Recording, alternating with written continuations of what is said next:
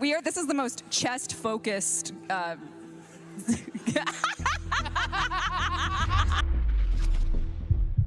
What a way to start. So Devstream 188 live from PAX East has just ended, which means we got some chest things to talk about. So let's get stuck right in, shall we? Now, Spiderframe is real. Who knew? This is our 61st frame Oraxia. She was first concepted back in 2023. She is releasing with an upcoming update called the Isle Weaver, and you can earn her in a new clan event called Operation 8 Claws. She is a boss fight with her own arena, and she looks absolutely insane. Now, we don't know anything about her actual abilities or her stats, other than Rebecca saying that one of her abilities might allow us to crawl on walls like a spider if they can get it to work right, because she's apparently technically the most complicated Warframe they've had to design yet. But this is her animations on screen, on ground, but also hanging on a wall as well. So let me know in the comment section below what you think of Oraxia. You can expect to learn much more about her in the next few weeks as we get closer to the release of the Isle Weaver.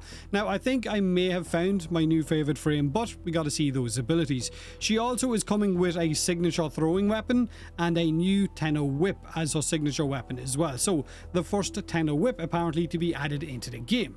Now, the operation that she is coming with, Operation 8 Claws, is a clan event, and like all clan events, it is going to be timed limited, which means that it'll be there for a little while, then it's going to go away. Now, the Isle Weaver node, however, is going to remain once the operation ends, but like I said, the operation itself and all of the rewards you're going to get from that are time limited and will disappear. So make sure and do the operation as much as possible once it's active. Now, for rewards, we're being told you can get a new Incarn and Heavy Scythe, a new evolving Signa, and other cosmetics, so very similar to the likes of Jade's event.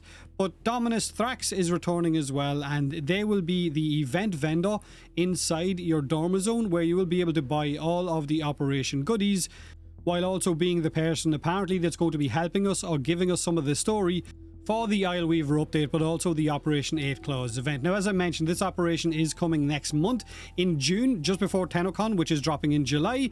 And for the Isle Weaver, we are going back to Duviri, but apparently it is Duviri with a twist. Duviri that is exclusively Warframe-only, not Operator. Nessie Rusalka is back in Duviri as the villain. She sits on a throne and has brought the Indifference with her, along with some new Murmur enemies that were kind of shown in the last dev stream called the Unseen Herald. So the Drifter took Halvania away from Nessie, so now Nessie is taking Duviri away from us. Or is it really Nessie Rusalka? Is it the Indifference, the lidless eye, the man in the wall? Or is it actually Nessie? We don't know. We're going to have to do the story, I guess, to find out. I'm going to assume it's the Indifference and not actually Nessie, since the Murmur are showing up with her. But in this update, Duviri is getting a new invasive mission, the Triumph of Dust, a new spiral with 6 stages, with new lore, new fragments, and it will lead to that boss fight at the end of it, more than likely against Oraxia. So that's the Isle Weaver update that is dropping in June.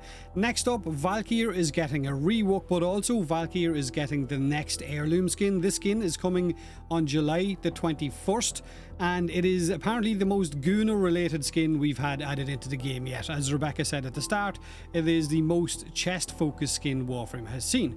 But back to the rework. Basically, it looks like she is getting buffs, but also they've redone her passive. They are removing the invulnerability phase from her Hysteria, her ultimate. But for this one, I'm just going to let Pablo take it away and explain it better than I ever could. Hello. I'm here to talk to you about Valkyr Rework. Long awaited, long requested. I hope you're excited to take a look. So let's start with her passive. Her passive used to be, if you get knocked down, you recover faster from it, as a cat would do. It wasn't exactly a beloved passive, mostly because, you know, you'd rather not get knocked down to begin with. But also, during her fourth, she's immune to knockback, so didn't really play much into that.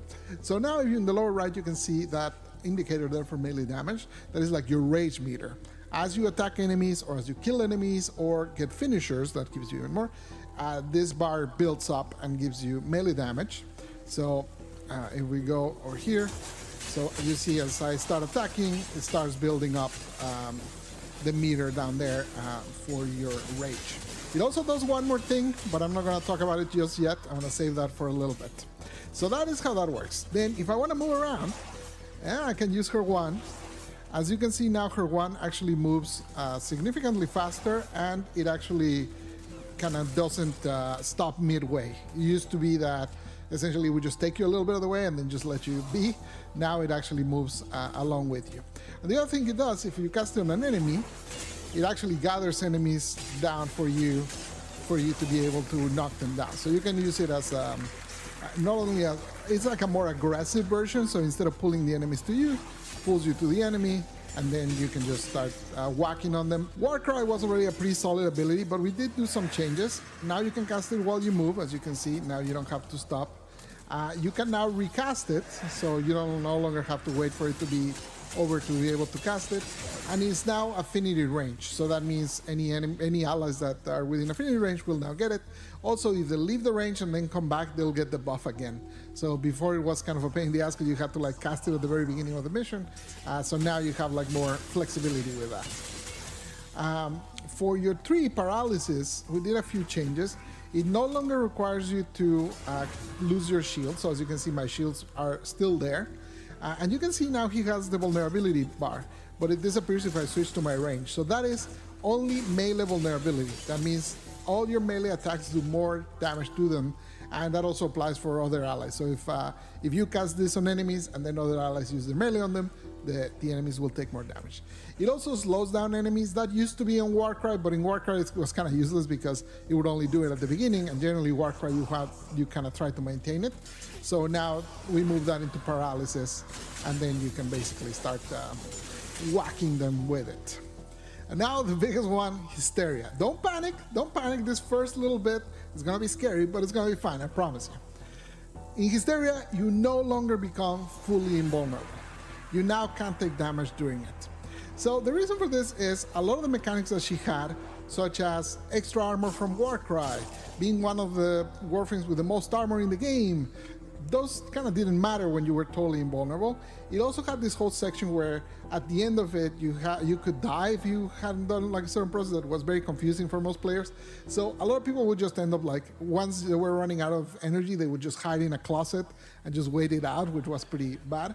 So we really didn't like how that was working, so we changed it, so now you are vulnerable during it. But you are pretty durable, and the claws now do significantly more damage. Oh, so actually this is great. Here comes Storming to show me. Okay, the lighting on this tile is kind of broken, but don't mind me.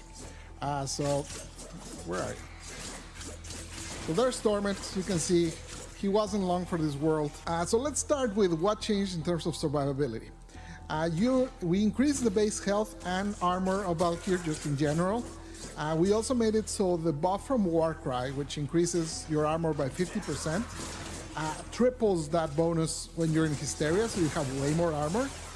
And lastly, the last part that I kind of talked about with her passive is that if you are above a threshold, and we're still experimenting with where that threshold is, when you take lethal damage, it actually consumes your rage and saves you so you don't die. So you basically have a get out of jail free card there. Since paralysis no longer consumes your shield, that means that you now have shield gate available at most times, so that also protects you. You're not at risk like you were before. So all of this combined, the fact that when you do damage with Hysteria, you heal, so take some damage, take some damage, take some damage, and then when I do damage, I immediately healed it up, right? So as long as you're attacking things, you're healing a lot, you have a bajillion armor, so you're in pretty good shape. On the damage side of things, we made a few changes, so now her range is a little longer with the claw, so she can reach further. The combos now all advanced. They used to have a lot of like starts and stops when you were on the animation, so we changed all of those to not be kind of moving forward all the time, so you don't feel like you're stalling as you go. And now we also added the multipliers on the combos. All of the ones except for her slide used to only have like 100% damage, no extra multipliers. Now they all have extra multipliers to make them basically do more damage. I'll show one right here. And also a lot of the attacks now have a guaranteed status chance for slash, so that really helps a lot. We also reduced the energy cost of Hysteria, so now it's easier to maintain. I kept yapping, so I didn't do a very good job at showing you how fast you can build her multiplier. So you can use your wand to kind of pull enemies like that. As you can see, the multiplier starts building up fairly fast if you can get it into groups. So that's it. That's a whole lot of changes. Hopefully you enjoy them. Try her out. She's quite a beast now. I really like how much she moves. She's very, very active. You're all over the place. You're always healing. You're always doing damage. Procs all over the place. Very fun. Take care. Bye-bye. Adios. Now, let me know in the comment section below what you think of Valkyr's rework. There is a dev workshop post which I'm going to go over in more depth in a video tomorrow, so we can chat about that again in the comment section tomorrow. But let me know what you think.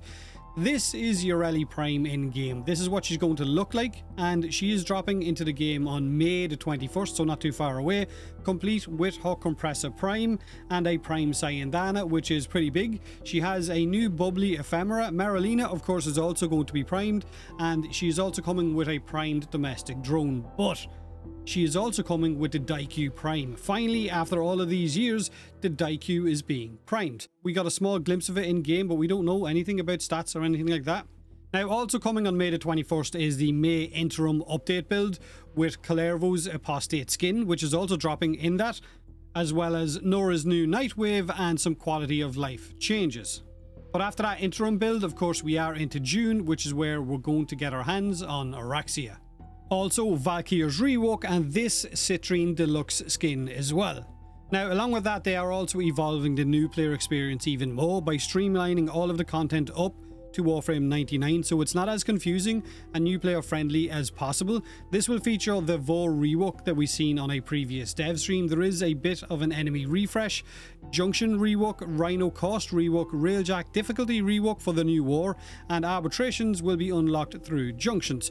They are also adding more Kim system dialogue conversations. There's also going to be changes to the Incarnon shop with Cavallero, where whatever Incarnons are on offer that given week, they will also be in Cavallero's shop. So if you've kind of not been grinding for those, then this will be an easier way for you to get your hands on those without the pain of having to grind the circuit.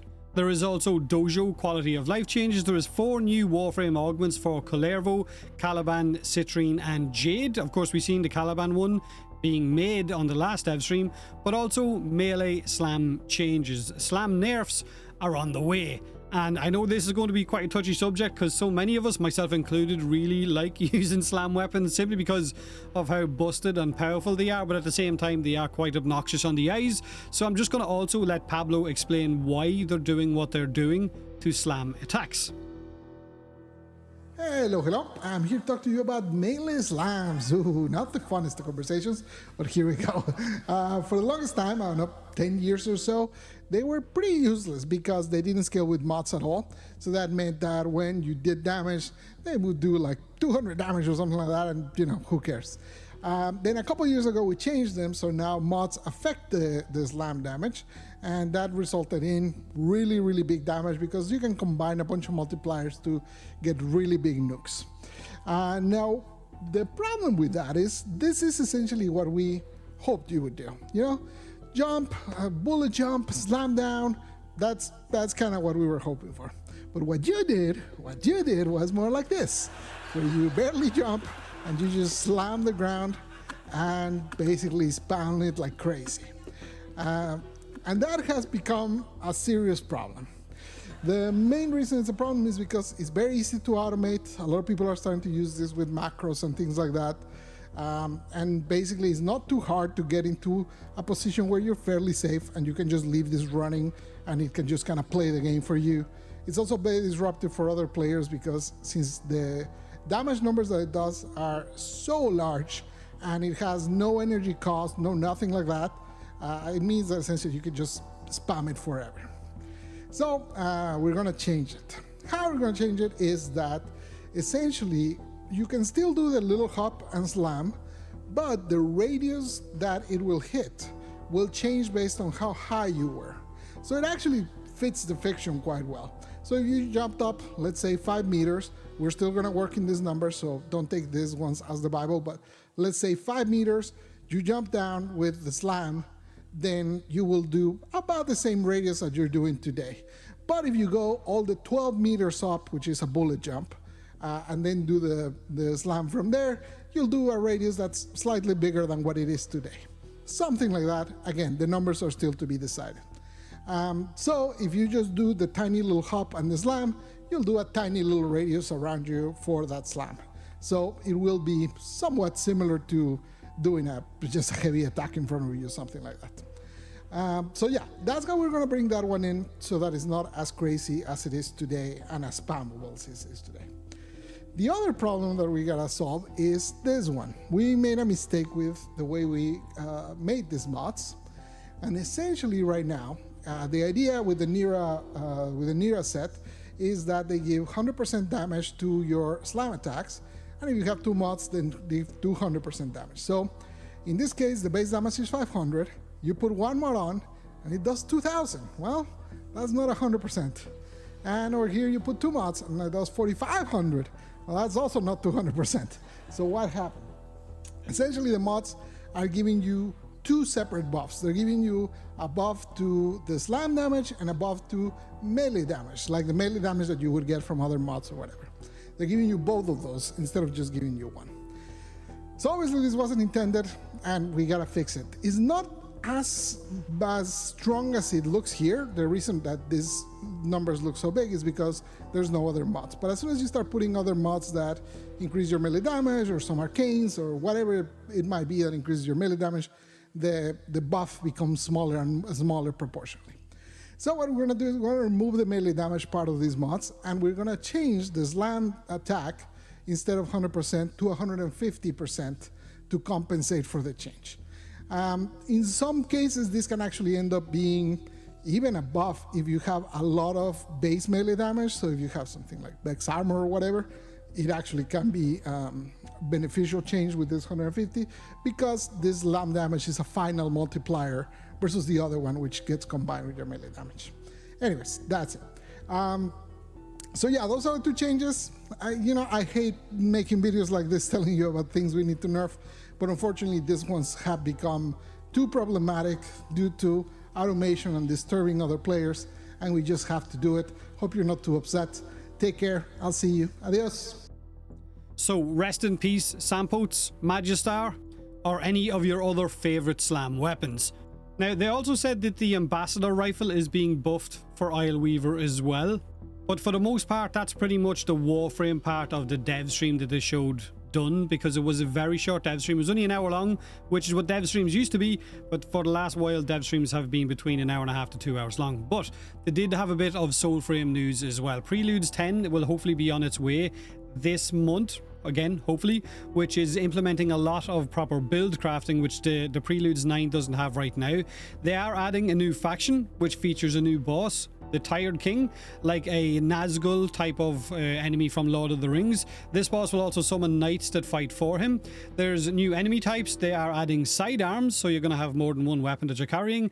There's a new upgrade system on the way as well, which features motes, which are small creatures that you have to catch that can then upgrade your weapons, and you can actually release these creatures and they give you a currency they can then spend to upgrade your other motes. You've got to find them and catch them. Sounds familiar, right? In order to upgrade them. I think Steve said there's about 20 of them ready for update 10 or Preludes 10. There is also a festival coming to it. They mentioned blueprints. I think I seen a magic staff in the trailer as well, which I don't remember that being there, which looks absolutely awesome. And they also mentioned the bear boss Bromius will be on the way as well. So that'll be another, I guess, pact that we're going to be able to equip and run around with new abilities. But that's pretty much the last dev stream before TennoCon in July, the 10th anniversary of TennoCon, so it's the 10th TennoCon. I was there for the first one, I was there last year, and I am going to be there this year as well. So if any of you see me, don't be afraid to come up and say hello. I don't bite, well, not all the time. Let me know in the comment section below what you think of everything that we've shown off in the dev stream. Have a great day, have a great rest of the weekend, and as always, thanks for watching.